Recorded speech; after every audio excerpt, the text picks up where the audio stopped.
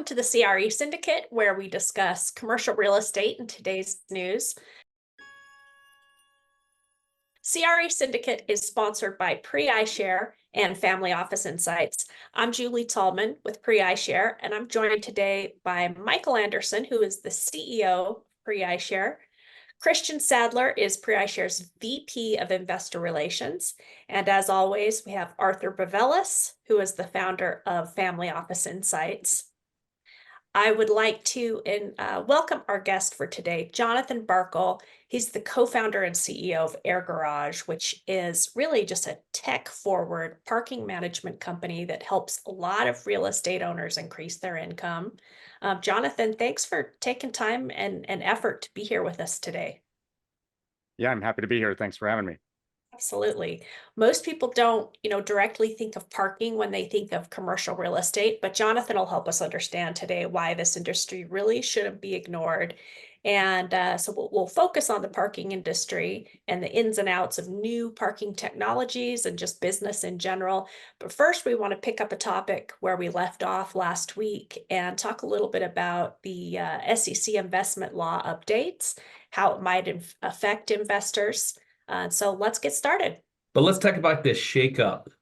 And Arthur, based on our last conversation, there's been some news around this whole idea of opening up investments to additional players based on their ability to pass a test and show that they have the comprehension to be able to fend for themselves, so to speak. So why don't you talk to what we've seen over this last week in that news? Yeah, so to frame it out a little bit, there's a law that has been passed in the Senate and has gone back to committee a couple times and has resurfaced with further interest. And essentially, they're trying to reassess. And there's probably all kinds of reasons for that we don't know or understand. But on the surface, it looks like they're feeling that just because you have money doesn't mean you're an accredited investor, which is essentially the metric for which people have been able to either self-determine or know your client type determination as an accredited investor, which allows you to invest in things that you wouldn't otherwise be permitted to invest in, because it also suggests that you are a sophisticated investor. And so like I said, I don't know what all the motivations are, but on the surface, it seems positive because it's going to presumably open up a lot more investment opportunities to those that may not have $250,000 of income or $2 million of assets or whatever the exact numbers are presently, but be more of a credentialed by taking an exam. And this has been, so far we can see that the SEC likes the idea because it takes them off the hook on some level. And of course, their objective is to protect the consumer, allegedly. But I think all in all, it's moving its way through the sausage factory in DC, and it's been getting some attention that seems to be positive, that the constituents want it to come through in some fashion. Of course, we're always at risk that they'll load something else on that they really want, and it may not pass exactly the way we see that it benefiting that investor that wouldn't otherwise be able to invest what rich people invest in. Let's just call it that. But I think that the signs are really positive. It's moving, which is, it's been sitting around for 6 or 7 months down there, back and forth into committee. So it seems to be enjoying a little bit more action. And so I think that it's all positive in many ways. Yeah, I liked what Mike talked about last week, where maybe the SEC can put something in place that says, hey, if you go through this process and you take the test, then you release us from having to step in and get involved. Because that's really, the main reason they have a lot of these laws is otherwise they'd have to get in and regulate this segment of the marketplace, which would take a tremendous amount of infrastructure. But I see people, I'm talking to passive investors essentially every day.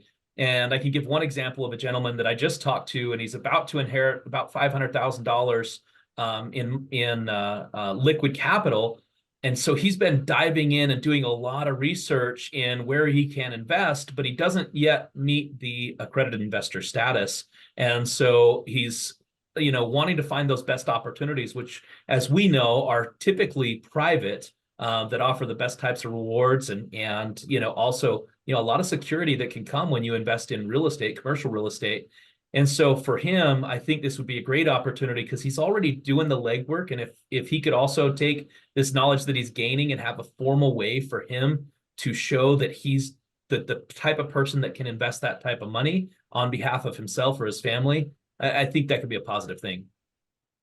Yeah, the other thing I think that will help with, at least on the surface, is that many of the firms that would like to talk to investors feel like they can't even, because of the regulations, the way they stand, they're gun shy because they think they're going to get sued or violate some regulation. And, it's pretty clear what the regulation is, but it also causes them to hold back and not be hesitant because they can't really identify what an accredited investor is many times, and it's often left up to the investor to credential that. And so there's obviously risk in people lying and that sort of thing.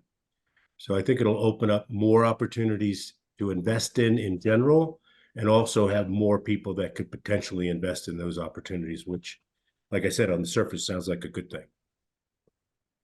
Yeah, and I'll agree with that. And like you said, it can take maybe some of that pressure off of the syndicator who's sponsoring the deal, to where no longer do they have to take in that information and process it themselves to decide whether this person meets the criteria.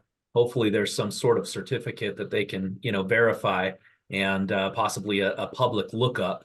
And that would give them the opportunity to know the people they're accepting into their transactions are in fact accredited investors. Yeah. Michael, you have any more thoughts on that? So 42 years of syndication, one thing I learned is that you really don't want to bring stupid investors along with you. They're dangerous. They're dangerous to themselves, they're dangerous to you, they're dangerous to whatever group they're investing with. And I don't mean to put it in such a derogatory term, but it's a lot of times, I think capital formation and the people that do capital formation don't really seem to understand that a lot of securities laws and a lot of what FINRA has done in the past and how rules and regulations are written are designed to protect not only the public, but also the people that are doing the offerings. Disclosure standards and so forth, and making sure that everybody understands what they're investing in is designed to protect both the public and the people that are doing capital formation. And I've known in the past that when you have to stop with an investor just because they've got cash to invest and they meet the regulatory requirements of being either accredited or a qualified investor, when you have to stop and explain how a waterfall works, so that they can understand how they get paid. And I still have problems with these guys, and some of them I've invested with for years. You think that there should be a certain standard that should be met that meets what the industry's called for years a suitability standard. And suitability really denotes, is this a right investment for that individual? And the most important part of that is, do they understand what they're investing in?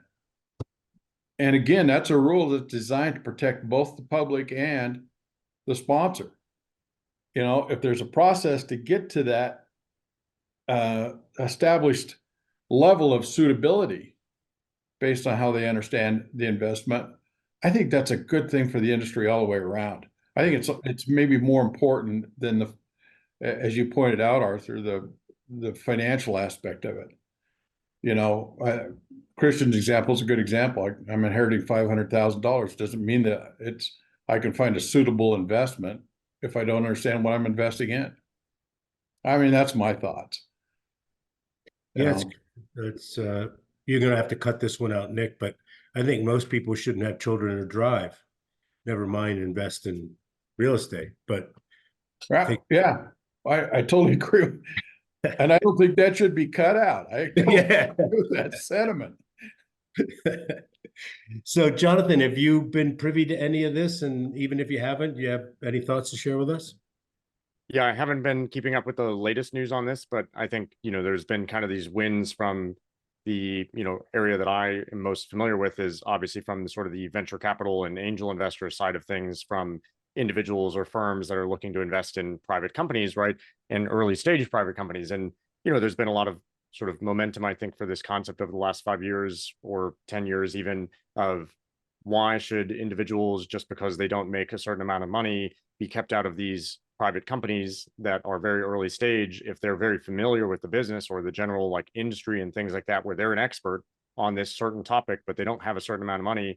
And then they're held out of this investment where other sort of professional investors, right, can invest in these early stage companies that are, only have a $5 million valuation or a $10 million valuation. And then 5-10 years later, they're worth billions of dollars. And that individual investor could have made, really great returns on that. Of course, there's always the downside risk if that company goes out of business. And that's what obviously the regulations are there to sort of protect these smaller individual investors from, or the unsophisticated investor from. But really, I think your guys' point is valid, which is that there's not necessarily a direct correlation between how much money you have and whether you're a sophisticated investor in a given asset type. And when you're investing in startups, right, in, startups or in real estate or whatever thing you're investing in, it's a question of more so, are you an expert and are you familiar with these things and can you personally assess the risk that you're taking on?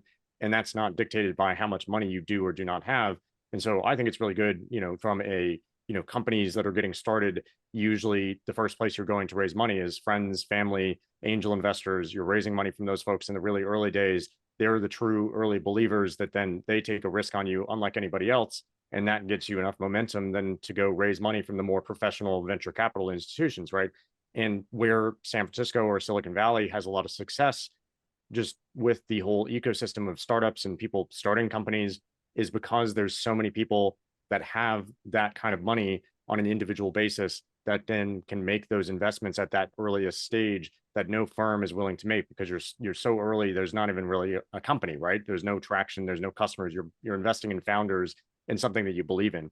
And it's those individuals that make that possible. And if you sort of lower the bar for individuals to be able to be those angel investors or be those first believers, I think that's good for sort of that startup scene in other cities where there's maybe not as deep of a pool of those people that make over $250,000 a year or have $1 million of liquid assets, that sort of thing, that bar that is currently in place. And it really just is a question of, are you an expert in this industry? Because somebody that is an expert in, a certain industry, maybe is, a nurse and is talking to a startup that is, raising money to go after something in the healthcare space, they should be able to invest in that if they feel comfortable with it and if they feel like there's a good investment opportunity there. But maybe they don't invest in real estate because they're not an expert on that, right? So it really should be much more about what is your expertise and what is your confidence level in terms of the riskiness of this investment rather than being dictated by, how much money you make or how many assets you have. Excellent. Thanks. That's well stated. Yeah. Thanks for filling in on something you haven't followed. Yes, yeah, broad strokes. I've followed the general concept of the last few years. I haven't necessarily paid attention to the latest movement in the, as you mentioned, the sausage factory over in Washington, D.C. necessarily, but I've just paid attention to the general concept of, and because we raised money from investors for the business, we had to learn up on all these regulations that I had no idea even existed. And, there's people that we had to tell, hey, we would really love to have you as an investor, but unfortunately we cannot have you invest in the company because you're not a, accredited investor. And everybody always asks, oh, well, how do I become an accredited investor? And it's like, well, you got to have money to make money, kind of classic thing. So you got to have enough money to be an accredited investor. And it's not something that you can just become unless you make money. It's not an intelligence test. It's a dollar test, right? Yeah, really.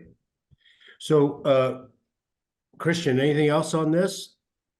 No, just I think if this comes through, then the wealthy will continue to get wealthy, but we'd like to see some other folks step into that class as well. So Jonathan, very well stated. And I'd love to hear more about, the company that you raised money for, because it ties in a lot to the commercial real estate world. Yeah, absolutely. So thank you all for having me. My name is Jonathan BARKL, and I'm the co-founder and CEO of AirGarage. So at AirGarage, we work with basically real estate owners every single day, except specifically real estate owners that own parking lots or parking garages. And we help them manage and monetize their parking lots and their parking garages. And, when you think about a parking lot, you probably all have parked in a parking lot at some point or paid a parking meter. Everybody's had that experience. And most people have had the experience of it's not a very good experience. And are frustrated with parking lots and things like that. So anytime you park in a parking lot, you're interacting with a parking operator of some sort that is managing that facility. And we are one of those companies. So we handle everything for the owner. People give us a piece of asphalt with stripes on it, and we do everything else to manage it and monetize it day to day.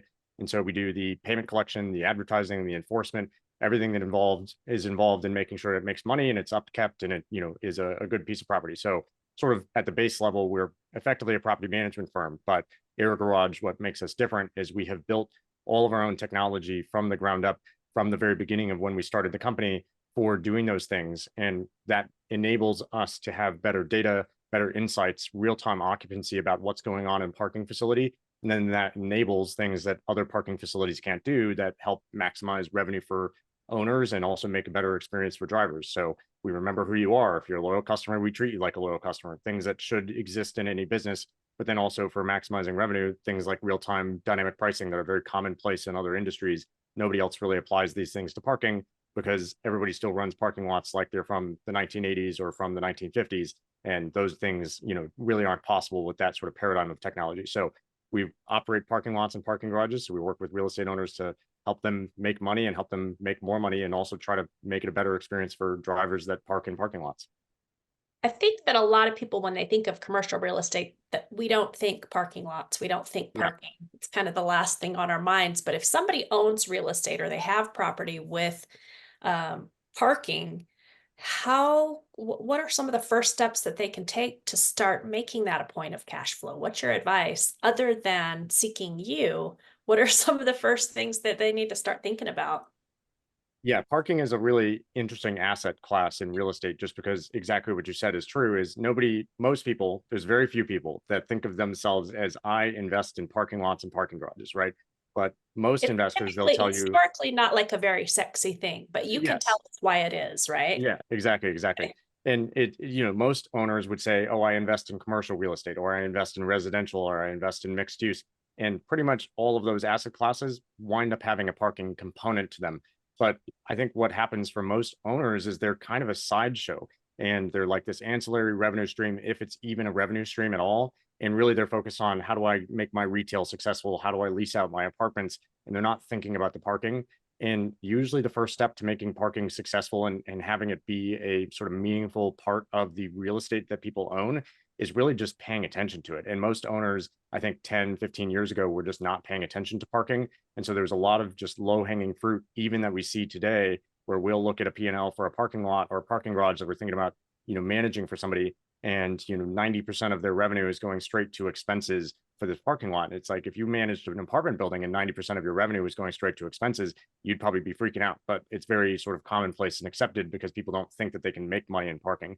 So the first thing I always tell the owners is just pay attention to it and understand what's going on in your parking lot. Parking, thankfully, is a pretty simple business. You're renting out space and it's a perishable space. So if you don't rent it out, then you don't make money on it, just like a seat in an airplane, right? If you don't rent that space in that seat out, then it goes away and you can't sell it after the fact. So same thing, there's a time and a space component to parking. So you got to pay attention to it and just think about, how can we maximize this income? And the first step to being able to do that is just to understand what's going on in it and look at the data of, what are we doing in this parking lot? How are we making money? Are we charging the right rates? All these sorts of things that are really informed by data. But if you don't even have that data, just paying attention to it is the first step, because most owners really don't think about their parking, even though the parking oftentimes is sort of the first real interface that people have with your property when they're coming to your property, right? If you're going to a strip mall, or you're going to a mixed use shopping center, or you're going to a hotel or restaurant, the first thing you interact with is the parking lot. And if it's not a good experience, are people going to want to come back or even step foot in the front door, right?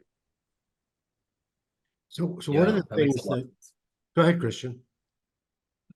Oh, I didn't mean to cut you off. I just said that makes a lot of sense. And I've heard some stories recently. A gentleman who's a fairly large syndicator, and he talked about on his apartment complex by simply painting numbers on the parking spots and giving people the option to pay $20 a month to have the spot that's closest to their apartment. You know, they increased the value of the property by hundreds of thousands of dollars because the NOI on that capital was significant. And so I think about things like that. You also mentioned the dynamic pricing, which I could totally see in scenarios where, for example, I rented an office space way back when the soccer stadium first came to Salt Lake City. And so because we were right around the corner on the days where the soccer games were, people were always trying to find ways to get closer to the stadium. And the owners of the parking or of the complex were just letting their kids use that as like a little side business. And, you know, they would put up their cones and they would take $5 a spot for parking. And, you know, around the corner, there were places charging $20 a spot for parking. And so to have, you know, real-time knowledge, I could see as being hugely valuable. But in some of those cases, they're not charging on a day-to-day basis. What's your advice there? Yeah, that's, really good points that you're making there. And, that's kind of one of the beautiful things about parking is it is such a simple business, right? It's so simple that a kid can go run a parking lot. And that's how a lot of parking businesses historically got started is somebody, got to know a real estate owner. They went and they started collecting money there, and then they hired someone else to collect that money. They went and got another parking lot. That's how a lot of people get into the parking business. And there's sort of these natural, scaling things that happen where you can't scale if you're just collecting cash and using machines. And that's what, technology enables for us, at least specifically. But for an owner, a lot of the people that we originally started working with when we started AirGarage, we started AirGarage in 2017, actually, while we were students at Arizona State University. And my co-founders and I, we had the pain point that every student has, which is that parking on campus, it's expensive, it's hard to find. They make you move your car for the football game, even though you paid $1,000 a year to have your spot. And so there's all these pain points. And, we started out just by going basically door to door in the neighborhoods nearby and renting out people's driveways, sort of like Airbnb for parking. It was a great side hustle, not a very good business, but eventually what we moved into was basically working with churches, hotels, small businesses, people that own parking lots, but they haven't really thought about it as a paid parking lot before, and opening that up for public parking for the first time and being able to monetize that. And there was really good revenue for some of these organizations and businesses in there. I mean, there was churches we'd work with that made $20,000, $30,000 a month. And for a church, that's really meaningful money, right? Or for a small business, if you own that real estate as a small business owner and you're, using it for your business, there's businesses we work with where, it's a sign shop or a paint shop. They don't have 50 people coming in every single day, but the area that they're in, it's kind of grown up around them. And there's bars, there's restaurants. And the traditional thing to do is to chain off your parking lot and get angry at people for trying to park there. And our mindset's always been, why get angry at them? Why chain them out? Like, just give them a positive outlet to pay for the parking, because most people didn't have that positive outlet or that opportunity to give those people that positive outlet. And so it's not that people want to steal from you. It's that they don't have a positive way to use the system, right? The example I always give in that scenario, if you haven't monetized before and you're having problems with it, is, back in the early 2000s, everybody was pirating music all the time, right? And it's not because people wanted to pirate music. It's not because people are inherently thieves and they want to steal. It's because there was no easy way to buy music on the internet until iTunes and Spotify later became a thing. And so people, as soon as those became a thing, nobody pirates music anymore. When's the last time anybody pirated a song, right? It's just easier to pay for it. And the same thing is true of parking, is if you give people a positive outlet, it can be a really, good revenue stream that's relatively simple to monetize. And I think traditionally, one of the reasons real estate owners have not done this is because oftentimes in the past, it required a lot of upfront capital and investment to buy gate arms, to buy machines, or to hire an attendant to have them there. And so it would only make sense to monetize for the soccer game, because that's the only time you could make enough money to justify that attendant's salary. But in the modern era, right, we have software, we have technology. When AirGarage manages a parking lot, we install signage throughout the facility. Drivers pay through their phone. It's a relatively low cost operation to get it started. And so there's a lot more sort of the people that are sort of similar in the accredited investor space, right? Like, you used to have this amount of money in order to be an accredited investor. Let's bring that bar down. It's the same thing for us in parking, is how do we bring the bar down so that more people can monetize their parking lots and parking garages? But then we also work with, parking lots and garages that have been around for 50 years and they've been monetizing the whole time. So there's kind of those two ends of the spectrum, the people that have never monetized and making it easier for them to do so, But then the folks that they've been monetizing for a long time, they just want a better way to do it. And they want more data. They want more technology because it's 2024. You know, why are we still taking cash? Why do we still have these machines that are breaking down? Why are we still reliant on these systems that aren't really reliable for collecting revenue, right? So when a business, let's say a church or somebody who's never capitalized the ability to, utilize those parking lots, and they're just kind of using the minimum technology to get started, what kind of timeline does it take them to recoup those capital costs?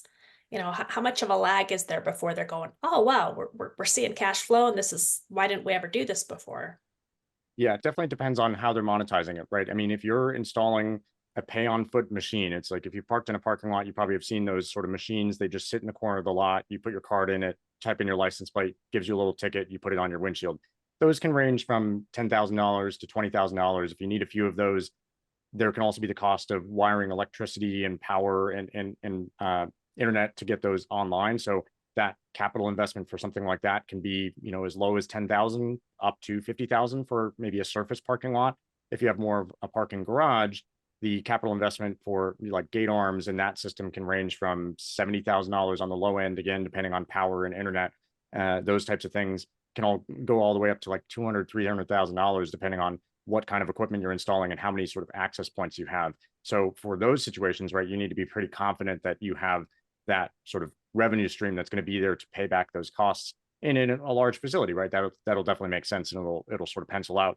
But for, a more software driven solution for us, we're installing signage, right? So our typical sign package that we're putting into a parking lot, which we actually pay for when we manage a parking lot for an owner. So we pay for that upfront cost for them so they don't have to bear that cost. That's like 3,000 to 15,000, depending on the size of the parking lot or the parking garage. So it's a much lower capital cost to be able to get started. And you see that sort of revenue come in and pay that back a lot faster.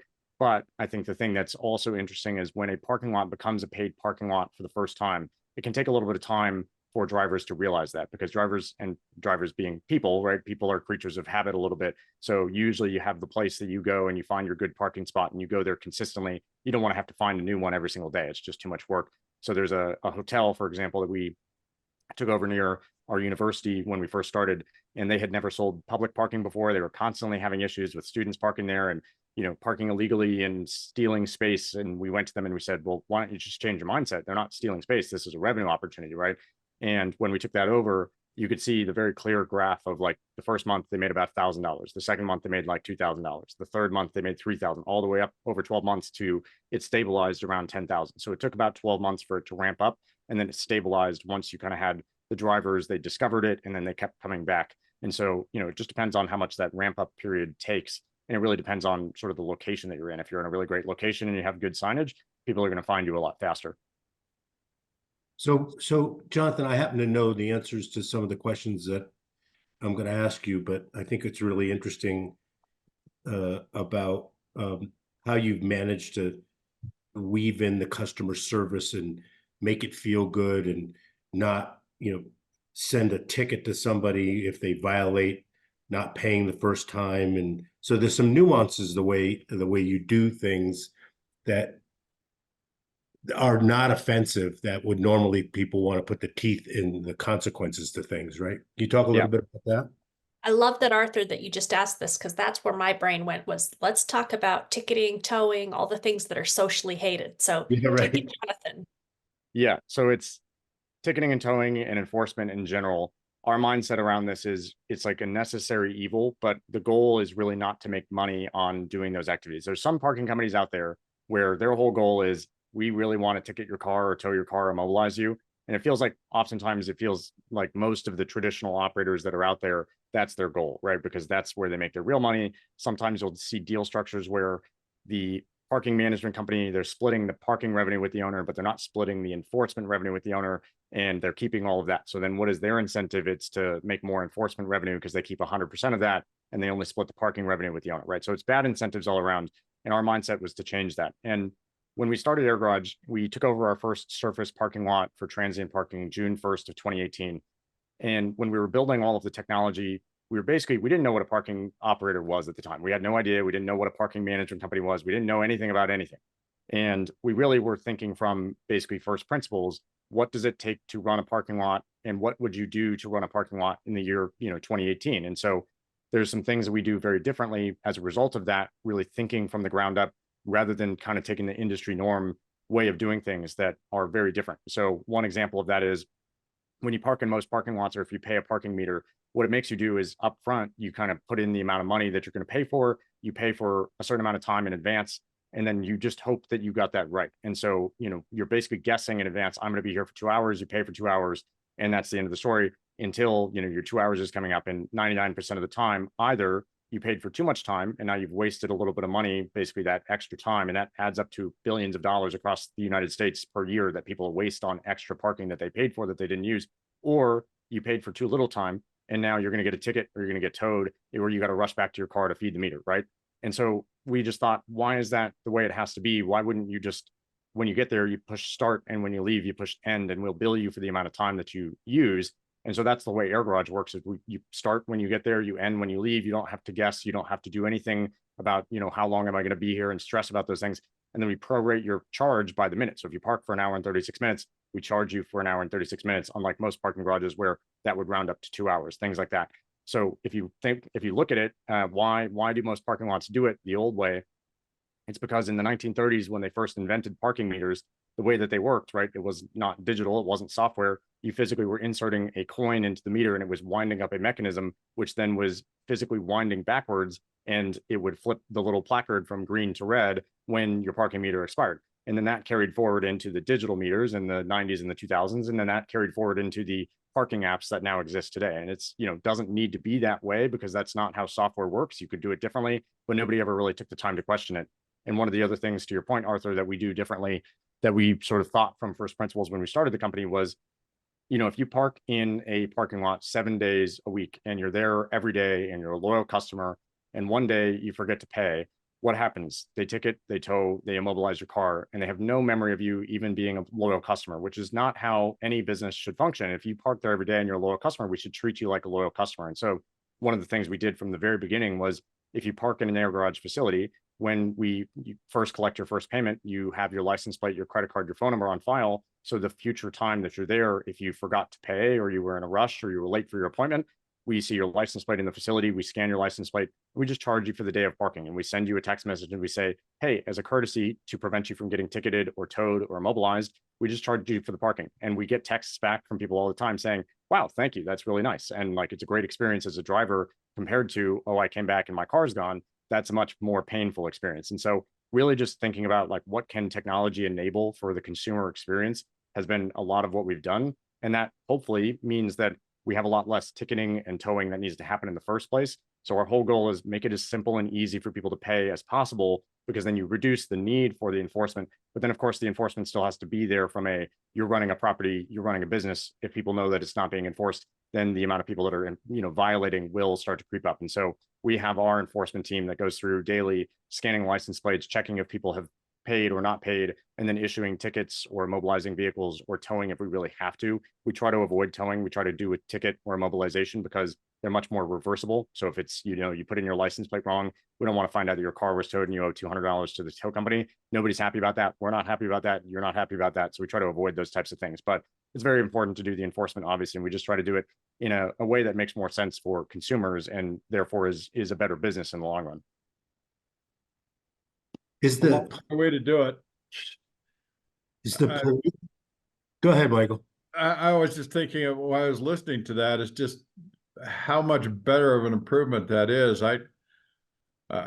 If you'll forgive me a little amusing anecdotal story, but years ago, I was with a friend and we went for a drink downtown Salt Lake.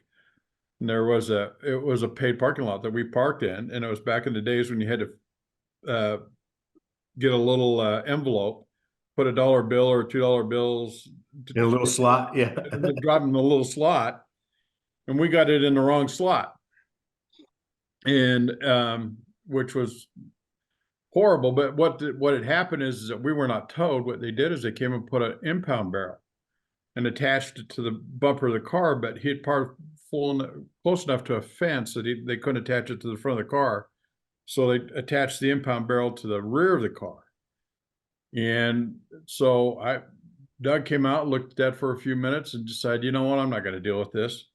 Picked up the impound barrel, opened the trunk, threw the impound barrel in the trunk, and we drove off. 15 minutes later, we were having a discussion with the Utah Highway Patrolman about the impound barrel in the trunk of the car. We gave him a less satisfactory answer, and the car got towed. So I really appreciate that advance in technology. You know, a much more humane way to do things anyway. Yeah, and that's basically what our original goal was when we started AirGarage, right? We came at it from, I think a lot of people that have started businesses or tried to create technology for parking, it's happened a lot in the last 20 years because everybody has said, you know, parking, it's the 21st century, but parking still just sucks, for a lack of a better way of putting it, right? And there's been a lot of people that are software engineers or understand technology and have said, there's got to be a better way to do this. And so they go and they build software and they build technology, but then they don't want to do the hard work. And so where they go is they go to try to sell that to the old school operators. And it winds up becoming this kind of like thin layer of technology just on top of the operator. And it really hasn't changed the parking industry meaningfully since the last 20 years, right? Parking lots today are fundamentally mostly the same as they were 20 years ago. And our whole philosophy has been, you can't change the industry by just, you know, focusing on the consumer problem and not really like building it all the way into the sort of full service that goes into managing a parking lot. You got to build a better consumer sort of way of doing things for the people that are parking in your lot. And the way to get it out there is to go partner with the real estate owners and say, hey, this is better as a business. This will make you more money in the long run and in the short term through all these things that we can do with the technology. And oh, by the way, drivers are going to like it better too. So they leave us good reviews. So they want to come back. And those things are just good for business, right? So I think there's sort of a shift that we're trying to make in the industry of, you know, drivers are not the enemy, they are the customer, right? And I think a lot of parking companies see drivers as the enemy of, oh, they're not paying, oh, they're evil, or they want to steal parking from us. It's like, no, these are the customers. And if they're not paying, it's because we didn't make it easy enough for them to pay. And if we make it easier and we make it, you know, so simple, then people will want to come back here. They'll want to leave good reviews. And that's good for us as a business and the real estate owner as a real estate owner in the long run, because then you make more money, right? Right. John, I love that. If every business would take this approach, this will be a whole different world. Business karma points. Right. But let's Right. talk about the technology a little bit as well, because as we talked about, it's come from taking fives in the parking lot from a teenager clear through this high-end technology that you guys are able to install. Does AirGarage kind of have like a basic kit of this is what we need to do to get something up and running? Or are there location differences? You know, how do you analyze what's needed? Yeah, definitely. So our philosophy has been kind of to build a, you know, sort of standard way of doing parking, but when doing that, acknowledging that every parking lot and every piece of real estate, right, is a little bit different. There's no two parking lots that are exactly the same, but if you build enough tools, then you'll be able to handle all these different situations, right? So there's very much still, you know, people sometimes will say we're, you know, just a technology company or just a, you know, sort of we are a remote operator, things like that. It's very much the opposite of, you know, the technology is there to automate the things that can and should be automated day to day, like billing and accounting and, you know, just the customer experience and things like that. But you should not and cannot automate things like graffiti removal or trash picking up. You know, those things have to happen to maintain a piece of real estate. And so that's a very critical component of what we do. And really our sort of standard approach here is we install signage, or typically the first thing is we go into a parking garage and we rip out the gate arms because nobody likes the gate arms. They're a bad experience. They cause bottlenecks where you're trying to get out of a garage at 5 p.m. and so is everybody else. And now you're waiting in a line and somebody has a problem with the gate. So now everybody's stuck behind them, right? So our whole system is basically a gateless system because the gates are just there to collect revenue, and we collect revenue through the online system. So our first step is let's get rid of those gates, open the traffic up, make it free flowing, make it a better customer experience. And then we install signage throughout the entire facility, one sign for every 3 to 5 parking spaces, try to make it as clear as possible. They're bright orange signs, just like our logo is orange. And they say pay to park in big, bold words. And they're not like a whole paragraph on a sign like a lot of parking company signs are. And they have a QR code and they have a phone number. And you can either text pay to that phone number or you scan that QR code and it takes you to a really simple online form where you put in your credit card and your license plate number, and then you push start and you're done. And so we try to make it as simple as possible, but that signage goes throughout the entire facility to try to make it really clear. And signage isn't really what people would think of as technology, but it is a critical component of how to run a parking lot. And then we have really nice, I think, pretty looking public parking signs on the outside of the facility as well to draw people in. And so most of the technology is really driven from a consumer perspective by that signage. And then that payment system that we have built that we control funnels a lot of data to the owner about who's paying, what's happening in the garage, all those sorts of insights about the trends and the occupancy over time that normally you don't get from the gate arms or from the different systems that people use.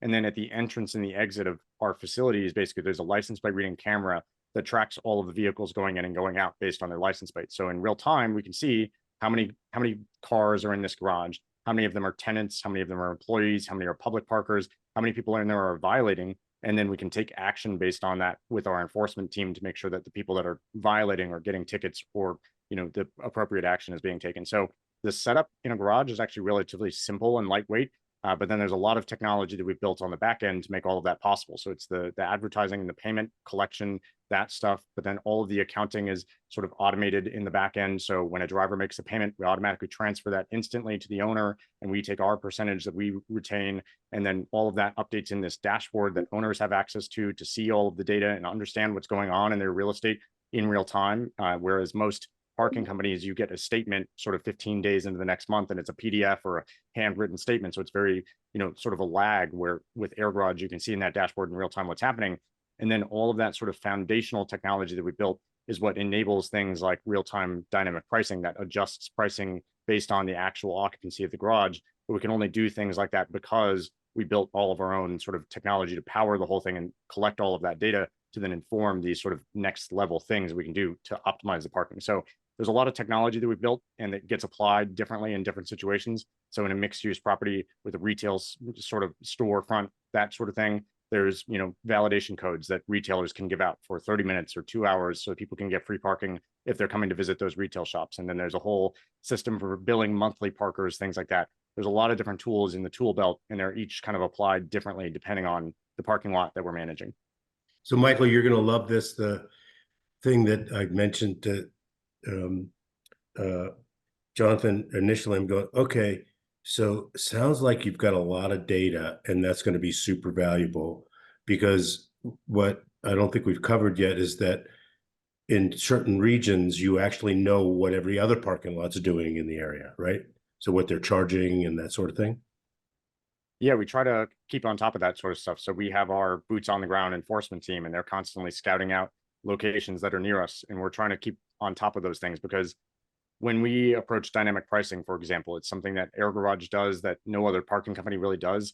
And they'll say that they do it to owners, to real estate owners, but what they really mean is there's sort of like levels of pricing. And level one pricing for a parking lot is just, we have a rate and it doesn't change, right? It doesn't make very much sense. And then level two is, we have that default rate, and then during a game, we'll charge $20, right? And that's what other people would call dynamic pricing. With AirGarage, the dynamic pricing is to the level of basically, if 4 drivers pull into a parking lot at the same exact time, we can actually show each of those 4 drivers a slightly different price. So one driver gets a $2 an hour price, one gets $2.20, one gets, $1.50, these different prices. And then we basically bucket drivers into those different buckets, right? And then over the course of many weeks, we can see how people in those buckets basically responded to those different rates that we showed them. So, rate A made more money, but people didn't like it as much and they left worse reviews, or they didn't come back as often, or they didn't park and pay as often, they left the parking lot. So all this sort of data, we then compare rate A versus rate B. We can see which of those 2 rates wound up maximizing revenue, but also maximizing the health of sort of that driver relationship that we care so much about for the long run. Of, did they leave us good reviews? Did they come back to the parking lot? Did they wind up paying and wanting to park there? Those kinds of things that then inform what the actual price of a parking lot should be.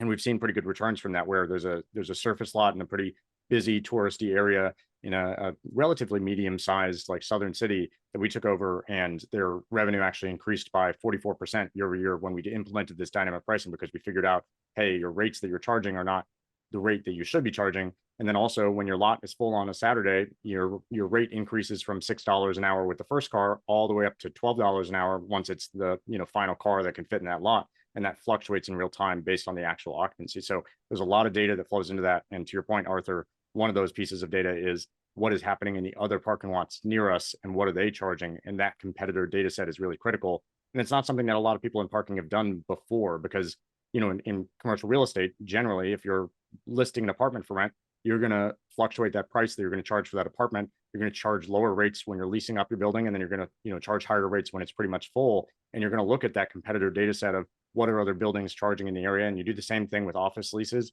but nobody really does this in parking in a meaningful way. And we found that just applying these relatively simple, not necessarily easy, but simple sort of tactics that everybody's using in other parts of the real estate world to parking can have a really big difference. What's you've gotten rid of the attendant in the box, which has been happening for a while. I'm being sarcastic on purpose. Is it about a push in terms of the type of people that do you have the same amount of bodies there now just to police the thing? In some sense, we actually have more bodies, I would say, because in a typical market that we manage parking lots in, we'll have anywhere from 5 to 10 team members that are on our enforcement team that are going between our parking lots and enforcing those parking lots. And that can be for 3 parking lots, or that could be for 10 parking lots. So it's not actually a one-to-one, like, oh, we're getting rid of one person and we're replacing them with one enforcer. Usually we want to have a team in an area, because then we're not dependent on one person showing up to work one day, and we can have coverage throughout the day at the different busiest times and slowest times. So our enforcement team, we use a lot of data from the data we're collecting from people parking and the occupancy trends, and then also the license plate reading cameras to figure out when are the busiest times and when are the times there's most likely going to be violators here, because we don't want to send somebody at 8 a.m. on a Tuesday to a lot that's really only busy on Thursday, Friday, Saturday night for bar districts and things like that. So we make sure that we have a whole team there that can make sure we have coverage at different times and different days of the week, and also make sure we have backup. So we really don't like being overly reliant on any one individual for our parking lots to succeed. And that's one of the big downfalls that owners see with, sort of the traditional way of doing things is, if you just have an attendant, if he doesn't show up for work one day, now you're not collecting revenue that day and you've got to figure something else out. Or if you're using a gate arm and somebody drives through the gate arm, now you're not collecting revenue until that gate arm gets fixed. And sometimes that can take many days because the service person has a backed up schedule and they can't get to your location yet. So we really like to make sure that there's not any one point of failure, because that uptime really matters for what is your revenue total collected at the end of the year. Do people drive through gate arms? A surprising amount. Yeah. I mean, if you ask me, Sounds like fun. That was a common thing. No. Yeah. If you asked me a few years ago if that was a common thing, I would have said no. But pretty much every owner that we talk to that has a garage or a parking lot that uses gate arms has multiple stories about people driving through the gate arms. And there's a parking garage we took over for an owner maybe 2 years ago now. And one of the big reasons he came over to AirGarage was because his parking garage is in a busy area where people go to bars a lot and things like that. And, even though they're not supposed to be driving after they get out of the bars, oftentimes they were, and they would just drive through the gate arm instead of dealing with the machines, right? And once that happens, now all of the people in your garage can get out for free, and you've lost all of the revenue for that night, right? And so that's a big deal if you're an owner where you've only got 365 days a year. You just lost one of those days entirely worth of revenue, right? So it can be a big loss. And surprisingly, most owners that have parking machine gate arms have stories just like that of, either people driving through it because they were just drunk or angry, or ripping it off because they couldn't figure out the machine, that sort of thing. So it's more common than I would have expected. Yeah. Wow. Julie? What I was going to ask what your monitoring or the control technology looks like now, because when I was 16 it was like a ticket under your windshield and you'd go, oh crap. But how are you regulating now? Yeah, so tickets, they still exist. So we do still issue tickets. There it is. So basically the way we do enforcement, right, is there's a license plate reading cameras at the entrance, the exit. We have real time who's in the parking garage, who hasn't paid. So we have photos of every vehicle. If you drive in the garage and you park there more than 15 minutes, say, we're going to send that to our enforcement team and say, hey, we can see this car is in the garage and this is what it looks like. Please go find it. But then on top of that, the enforcement team basically goes through with their phone and they scan each individual car in addition to the license reading cameras with basically our application. They're a team member. The enforcement team is called the Space Force. So it's the Space Force app that they use. Nice. They scan each car, and the car basically shows up as either valid or not valid. And then they take action that the system tells them to take from there. So in the case of we have your info on file, it tells them to just take some extra photos. So we make sure that we're starting a rental for the right person. They start a rental for you. They charge you for the day of parking. You're good to go. We don't do anything. If you have never paid AirGarage before, we would issue you, a ticket on your windshield. And then if you ignore a bunch of our tickets, then we will eventually immobilize your vehicle, And if you leave your vehicle there for a long time after it's been immobilized, then we will eventually tow you. We will do it begrudgingly, but we try to avoid having to tow people's cars. But if you force us to, we will do that. Okay, I want everybody to hear about the gamification of your Space Force because I heard how cool that is. If every business used this type of gamification, so much success can be had. But can you speak to that a little bit? Yeah, so the whole Space Force app for our enforcement team, it looks a lot like a retro arcade game from the 1980s. So it's kind of themed like Space Invaders almost, where it's a black background with stars all over it. It has, its own cool logo because it's the Space Force. So it's branded like the Space Force. And so you go in there and basically you hit scan now, and it takes you to a map of our locations. And that map of our locations has each of them on there. So you can go to that location as a team member on the Space Force team. And basically you scan that location. And what we do is we pay our enforcement team based on each license plate that they scan, each ticket that they issue, and each vehicle that they immobilize. So there's a very direct correlation between you do the work and you get paid. And we find that that's a much better incentive system for them to want to go do the work and make sure that cars are getting scanned. If you're paying somebody hourly, right, they're just going to go stand in the parking lot and not actually scan each car. But so they scan a license plate, they get paid 25 cents. They find someone that's a violator and they issue a ticket, maybe they get paid $1. If they find somebody that's a repeat violator and they immobilize that car, maybe they get paid $20. But there's a very direct sort of economics incentive for them to want to do that.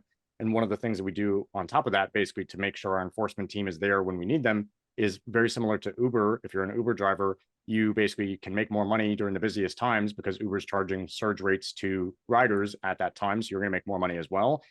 And they will tell you, hey, this area, if you go to this area, you're going to make 2x, right? Same thing for us.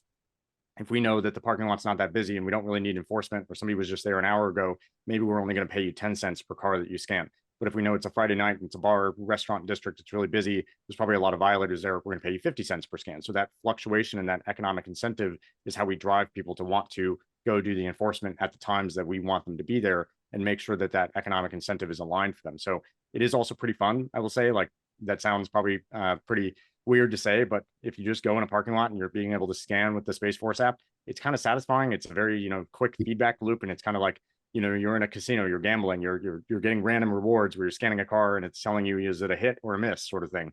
So it's pretty fun, I would say. I mean, people are probably going to think I'm crazy, but it's kind of fun. And, it's the whole system being so simple means that we get people as parking enforcement team members, basically as members of the Space Force, that just would never have ever been a parking enforcement person, in any other world. So I remember when we first got started and the Space Force first existed, when we were basically managing a bunch of parking lots near our university, and there was just, people that would never have been in parking enforcement scanning through our parking lot. Like, I remember this younger college girl in like stilettos, like walking around with her like poodle in her like bag, and like, I'm like, there's no world in which this girl would have ever signed up for a parking enforcement job, but here she is scanning license plates in this parking lot, and she's loving it and she's making money. So that's great. Are they 1099 folks? Yeah, generally speaking, they're contractors, but they're working for AirGarage directly. Yeah. Just out of curiosity, how do you immobilize the car? Yeah, so we use a device called the tire tag. And the tire tag, basically the way it works is it's a chain that goes around the rim of your vehicle. And then we place a sticker on the window of the driver's side window as well to alert you that you've been tire tagged. And usually we do this, like, if you've, gotten multiple of these parking tickets, then you ignore these parking tickets, then we'll immobilize your vehicle. And so we put that on your wheel of your vehicle, and you basically shouldn't drive with that on. It will damage your vehicle pretty badly if you did. And then from there, the nice thing about a device like that is that basically the driver can pay for that immobilization device on the spot. So they can either call a phone number or scan a QR code, pay online or over the phone, and then they can pay that fine and get a code and release the device from their vehicle and then go on their way entirely on their own. So again, it's just, even when we have to immobilize your vehicle, we try to be nice about it, where normally in the old world, you would have had to call somebody and wait half an hour for them to come back and hand them cash and things like that. We just want you to have as pleasant of an experience as possible, even though you have not followed the rules through the whole thing. So, it's just trying to make that experience a little bit better there.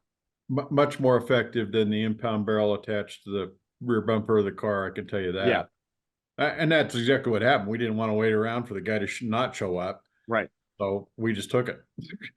Come to find out that didn't pan out so well with the local law enforcement. But So I have a question for you. It might not be in your wheelhouse, but it's something that I'm seeing right now and I'm facing. My business for years has been in the apartment business. And I noticed that you've spent some time in Arizona. We're doing a new project in Arizona. For the first time, we're required now to put in charging stations in all of our apartment complexes. And I see that coming throughout the country. And enforceability about who's parking in those is getting to be more and more of a problem for the owners of those. And they have a tendency, also another problem I see is that they have a tendency to be more of a premium parking spot because no one wants to run the infrastructure to those charging facilities further out into the parking lot. So they have a tendency to be closer to the building, and those then command a premium space, but you have conventional ICE cars that are parking in those spots. Do you have solutions for that? Yeah, it's a good question. And honestly, it's a question we get asked about constantly by owners, but then also by EV charging companies. So, I think EV charging is in this very interesting place, and it's been in this interesting sort of weird kind of teenage years, almost like it's an awkward preteen thing at this time where it doesn't know what it's for, and it's not really a fully fleshed out business yet. And I think a lot of the reason that that's the case is, over the last 5 years, as we've managed a lot of parking lots, there's a lot of EV charging companies that obviously come to us and want us to help them sell their products to real estate owners. And the same thing I always tell them is pretty much, hey, you're offering these as sort of they're for sale, and you pay a certain amount of money, you install them, and real estate owners don't want to put in that upfront capital because, to sort of Julie's point earlier about, what is the return on investment from starting up a parking lot? What is the return on investment from installing these chargers? And the rate of return that a real estate investor is trying to get is actually not that high. I mean, at least in the world I come from, right? A venture capital firm is trying to get a growing company that's growing 300 to 500% per year. A real estate investor is trying to get 5 to 15% returns per year. And the fact that more real estate investors aren't putting in these EV charging stations suggests that they're not generating that return yet, right? And a lot of that is because in the early days of EV charging, malls and apartment buildings and even Tesla, right, where they were offering their EV chargers more as an amenity. And so there really isn't a stabilized market for paying for EV charging yet. It's starting to change more in the last couple of years, finally. But there's not a clear path to monetize those. So it's a big pain point for a lot of real estate owners where they want to put these in because they know that people will want them, but the upfront cost isn't yet justified by the revenue that you can generate, at least in a lot of scenarios, right? And so for us, we do manage a lot of facilities with EV chargers that we take them over, and they have EV chargers already. And so we'll do enforcement where, maybe the rate that you pay for parking is higher in those EV charging spaces, or if you're paying to park in those spaces, there's a time limit of 2 hours on those spaces. So if you're parked there past that, we can issue a ticket to you and charge you extra, or maybe it's $2 an hour for the first 2 hours, and then it's $8 an hour after that. So you are incentivized to want to get out of that space. So there's a lot of different approaches that we've had to take there. One of the things owners ask us about the most often is probably EV charging. And I don't think anybody has a good solution to it yet because it's still such an awkward preteen phase for the business model of EV charging in general. But it is interesting that, more cities are starting to regulate, including EV chargers. Like San Francisco has regulations about this for parking garages. Even if it's not a new parking garage, you have to now install EV chargers and things like that. But I think it will take a few more years before the business model really shakes out where it's a predictable thing real estate owners can count on. Yeah, the problem is the issue is that it's not a return on investment equation when it's a requirement. Right. So then you really want to hold that space open in hopes that you get some revenue off of that investment. Yeah. And that's where what we've seen work pretty well is not, most EV chargers, basically they're charging for the electricity you're using. But if you park a regular gas powered car in that space, you're not paying for the electricity because you're not charging a car. And so then there's no economic incentive for you to not park there because it just doesn't apply to you, right? And so that's where we've seen some success with, hey, these EV charging spaces, the rate that you pay to park in those spaces is actually higher than the rate you'd pay to park in the other spaces. And the electricity cost is baked into that instead of it being, hey, you can just park here and there's no real downside for you as a gas car driver. So, whenever I think about parking, I always think like a lot of it is very much incentive driven, and how do the incentives line up and things like that. Gotcha. Thank you. Michael, do you think, go ahead, Christian. No, you go right at it. Michael, do you think, we talked a little bit about this, and so we have a company that we know, the founders that are actually putting the EV charging stations in the parking lots and taking on the CapEx, as opposed to just selling the equipment and then walking away because all that stuff breaks and the maintenance and so forth. Yeah. And I'm just wondering, in your case, Michael, that if you've got, it's a demand, so it's not really an ROI, but if you could get somebody else to pay for it, that's might be one way to attack the requirement of averting the CapEx by letting somebody else do it. Yeah, well, what you're seeing a lot of, at least currently, you're starting to see a lot of government incentives, both at federal and state levels, for investment tax credits for installing them and so forth. There's plenty of post-tax incentives, but not a lot of pre-tax incentives right now. But the biggest problem is that you just they're so hard to regulate. I've seen a number of systems where they put those tire rippers in, and you have to use a credit card in order to park there, and that sets down those little things that tear your tires off, so you can park your car there. So I guarantee you, no one's parking in those. Unless you're a really desperate EV driver, and you've got to get your car charged, you'll put your credit card in there and park it there and charge it. But then it regulates and watches how long that car sits there. And if it sits there overnight, you've got a whopping bill. Yeah. So I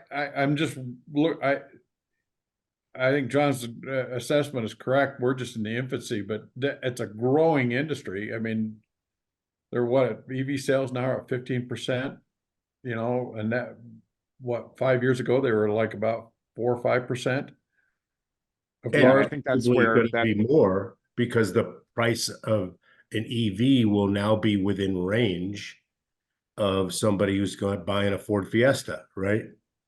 Yeah, well, Kia's building some of the most affordable. Well, one time BMW had one that you could buy, and if you put it on a lease, it was less than a monthly bus pass for the lease payment on it. So it was like, it's only a matter of time before apartment communities are full with those. Yeah. And it's going to be a regulation nightmare, and that's where you're really going to have somebody like Jonathan's company come in there and, have a way of policing that. Yeah, and that's really what we have to wait for, is for basically for the demand to catch up with the supply, because I think everybody installed a lot of EV chargers, especially Tesla, and especially a lot of malls that had Tesla chargers installed for them. And in the beginning, right, Tesla was not charging any of their drivers for EV charging. And so that sort of set, this artificial, low price on the electricity that was basically made it impossible to be able to monetize EV charging for the rest of everybody, because the expectation sort of got set as it's free, right? And that's finally starting to change, I think, now that you have enough demand with how EV sales have been going, and it's sort of starting to catch up with that supply of EV charging here. But to your point, Arthur, over the last 5 years, basically what I've told every company that comes to us about EV charging is they always want somebody to just pay upfront for the capital expense of installing those chargers. And I always tell them the same thing. I'm like, they're saying, hey, pay this amount of money, it's going to be this good investment, this is how much money you're going to make. And I always tell them the same thing, which is, if you really believe the numbers that you're saying, you should be putting up the capital and then taking the money in terms of like the NOI and the return on investment there, and just giving a little bit to the real estate owner for the space. And then they all suddenly disappear when you say that. And so there really clearly isn't much of a business model there, or at least not one that they're confident enough in previously that they would have put up money for it. So it's good to see that that's starting to change more. And I think especially over the next couple of years, with EV prices coming down, and most automakers now that are producing EVs not including free charging as part of that, I think the mindset's going to change a little bit more from, this was an amenity to get sort of wealthier drivers that drove the earlier EVs into my mall or into my apartment complex. Now this is a utility that we want to provide, and then supply can go back and sort of rebalance with that demand once demand catches up. Well, I can tell you what Tesla's answer to that, because I'm a Tesla driver, how they kept regular gas-powered cars out of their parking stalls, their charging stations, is they put them in the most undesirable place in the parking lot. Yeah. Yeah, Very good good. play, right? Yeah, I mean, it's like, over the horizon Yeah. where, Jonathan, at one point we talked about where there are real estate people that own parking garages that say, I want to sell this one, I want to buy another one. Is that still happening to you? Yeah, I would say, I mean, mostly the people that we work with are trying to buy more parking garages, not less. They're not trying to sell. And so, the whole business of being a real estate investor is, do I have knowledge that somebody else doesn't have, that when I buy this asset from them, they think I'm crazy for buying it at this price, but I think that's a great price for myself because I have this sort of differentiated advantage of how I'm going to go manage this lot. And so most of the owners that we work with, once they see sort of the returns that we can drive relative to what they were getting before, they're looking to buy more parking assets. So, it's a little tough to find the right parking asset just because there's not a ton of them. And a lot of the ones in sort of downtown urban areas don't trade based on their parking value. They trade based on the development value if it's a surface lot. So it's a little bit tough to find them, but when you find them, they can be really good investments. Yeah, so there's activity. Super Yeah, cool. there's definitely activity. Definitely a lot of people looking. That's for sure. Yeah. Now, Jonathan, you've hit on a lot of pain points that struck home with me, and there's a couple of them that I want to ask you about that we haven't addressed yet. But just talking about some of the ones that hit home is I'm a little bit afraid of the Space Force because I'm that guy that will try to push it and sneak in and grab myself a bite to eat and take a look of making sure nobody's coming out to ticket me and if it's a girl walking around with her poodle, I just don't know that I'm going to spot the Space Force. So that's one pain point, but I also like that you are consumer friendly from, a just recent experience where, on a business trip, I decided I wanted to go stop by the beach and, being from Utah, we don't have a lot of paid parking. So I didn't think about it. And they had one of those really little signs that was in the middle of the parking lot, far away from where I was with, lots of wording on it, wasn't easy for me to read. So we just completely missed the fact that there was paid parking. And sure enough, I got a ticket, but I also had to rush to my, I was in a rental car and I had to rush to catch my plane because this was last minute. So that ticket ended up going onto my desk. So now all of a sudden the ticket, got increased and it went back to the rental car company and got increased even more. And, if there was a simple solution for that, it would, take down that pain point. I also see from an owner's standpoint, a lot of times if they're in the hospitality for business, for example, they don't want that pain point for their clients. So oftentimes they just leave the gates up. And the same thing with retail, many retail spaces or even places near retail, the malls will essentially say, why don't you just leave that up because we're having too many complaints from our customers and our main business is what we want to keep focused on. So you've hit on some of those points, but there's two areas that I'm wondering if you guys still fit in that realm. One of which would be, hospitals and schools and such where really they're not trying to charge for parking. They just want to make sure their parking is only for the employees who have the certain tag that's supposed to be there. And so does it make sense to bring you guys in a scenario like that where you're really only enforcing if somebody's parking there, but there's not a consistent charge? And then the second, and you can address them together or separately, would be, for an example, if it's in more of an urban area that parking is not normal and you don't want to create too much fuss within your clientele, if you have an apartment complex, for example, can you charge, what is that threshold? Is there the ability to charge a low enough rate that it's negligible to the customer, but it still, pays for the cost of having you guys there? And how do you handle some of those types of scenarios? Yeah, two good questions. And yeah, I mean, to your point earlier, it's, whenever we are managing a property with an owner, we have to think about the whole picture of the property and the long-term value of that property in their mind and what drives that long-term value, not just about the parking, right? Everything in the parking, what I say to owners is when you manage a mixed use, multifamily office building, those types of environments, you don't want to cut off your nose to spite your face. Like you don't want to increase your revenue in parking 3x and then find out 12 months from now, all your tenants have left, right? That's not the goal, obviously. So we have to balance those sort of economic incentives of parking being an ancillary income, but also, it should be monetized and monitored, but you don't want to piss off your tenants or their customers because then you lose leases and that's where you're making, the bulk of your income. But As far as the first part that you talked about, so employer sort of private parking facilities, that's something we've started doing more recently. So for example, a few months ago, we took over management of 4 parking garages at a university, and that university, the parking spaces are actually dedicated for employees in those garages, and they all have parking basically access. And prior to working with AirGarage, they basically managed this with key cards and with a spreadsheet, right? And so it just fell on some random office manager who was having to run this parking garage, and everybody's emailing her every single day saying, I have a new car, or I need to update this, or my key card's not working. And so it's just falling onto this random employee who has a bunch of other things they need to be doing day to day and isn't really supposed to be running a parking garage, but they wound up spending 70–80% of their time just on parking. And so we manage that facility where there's roll down access doors at the entrance and exit of each of those facilities.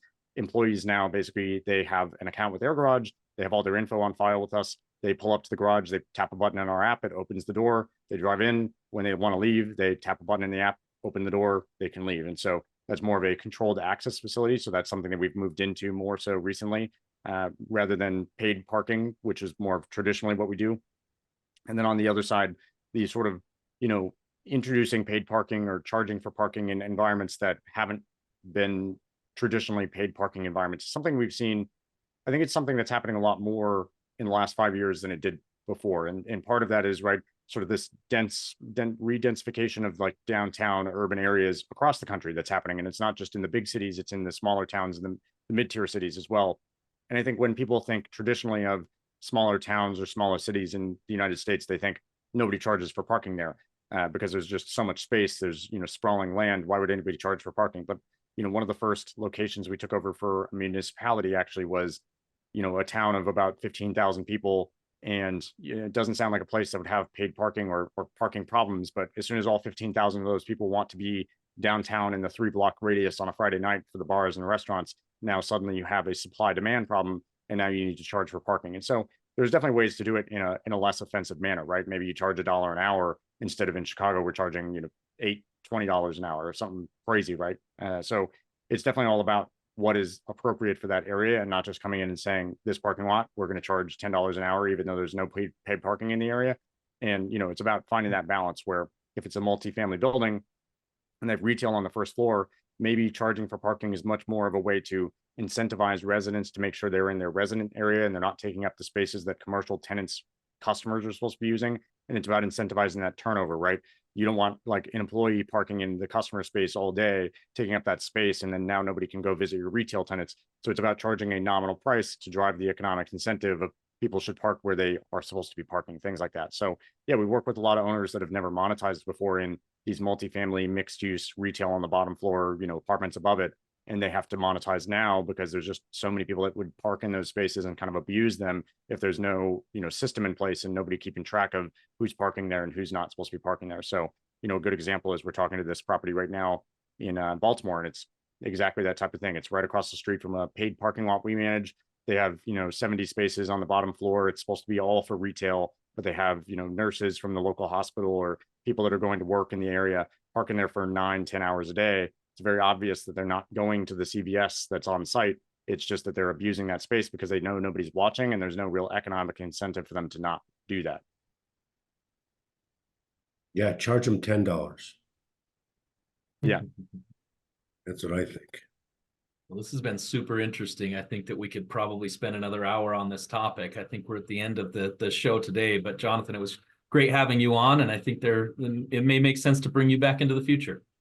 Yeah, I appreciate you all having me, and hopefully, some of the folks that are listening have learned a little bit about their parking aspect of their real estate business. And, it's just something to pay attention to because it's ancillary revenue, but it can be really solid revenue. And as we talked about earlier, can add a lot of value to the property because every $1 of parking revenue that we add can add like $20 of value to your property. So it's all about just paying attention and seeing what's happening. And it's a relatively simple business, but it takes a little bit of attention to get it where it needs to be. Nice. Thank you, I John. guess the final question before we sign off. Sure. What's the usual cost? How much are you guys taking and how much are the customers getting? Yeah, so we operate, generally speaking, on a revenue share basis, and we kind of refer to it as our all-inclusive revenue share, where we will split the gross revenue of the parking garage or parking lot with the owner, and then our percentage of that revenue share will cover basically all the expenses. So that can be enforcement, signage, license plate reading cameras, the cleaning, the sweeping, the painting of the stripes, basically everything that goes into running it day to day, not the capital cost of like building it or anything like that. And, you know, we usually start, the lowest that we'll go is like, we'll start at like a 70-30 in favor of the owner. And then depending on volume in that property and kind of what the maintenance and stuff looks like, we a 70-30, it could be an 80-20, it could be an 85-15, really just depends on the volume that the property is doing. But one of the big benefits is there's no upfront cost because we cover all of that, and there's no long-term contract. So we don't believe in tying people into long-term contracts and forcing them to work with us if they're not happy. We believe in, you know, earning people's business every single day. And so if they're not happy with us, they cancel anytime they want. Nice. Sounds really fair. Yeah. If somebody wants to get a hold of you, how do they do it? Yeah, you can email me directly. My email is just jonathan@airgarage.com. Otherwise, I'm also on Twitter and LinkedIn, just my full name. So @Jonathan BARKL on both of those platforms. And I'd love to talk with folks about parking and where there's money to be made in parking and how we can analyze your parking and make it make more money for you and make it a better experience also for your tenants, your guests, their customers, all those things. Nice. Nice. Jonathan, you are brilliant and fun to talk to. Thank you. Thanks for joining us, everybody. Thank you. Thanks. Bye.